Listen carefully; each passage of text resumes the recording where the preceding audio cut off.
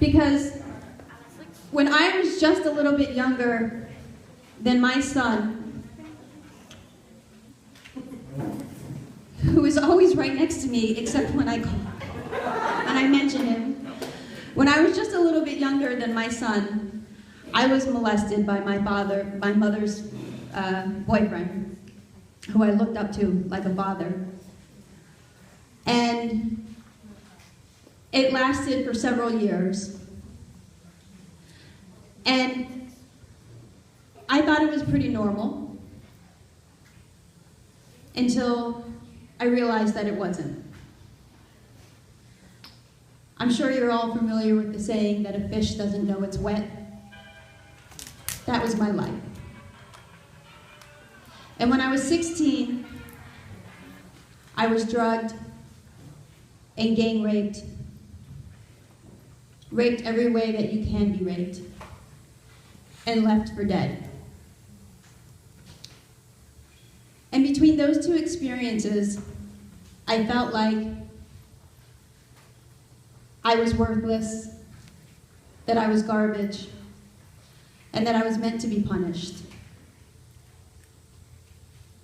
When I was 23, after being in and out of therapist office after office, getting help for drug treatment,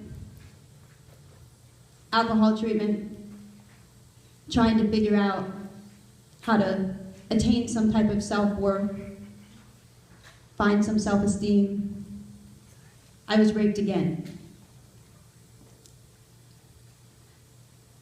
And it wasn't until I finally had people in my life who said that they believed in me and that they were willing to listen that I stopped carrying the shame and the secrecy, and I started to speak out.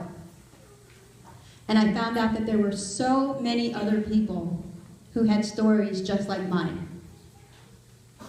And so even though the details of my story were different than other people's details,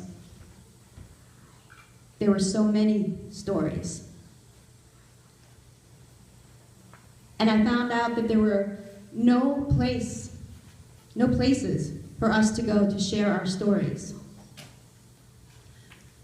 But once I started to meet other people like myself, I found out that I didn't have to carry the shame alone.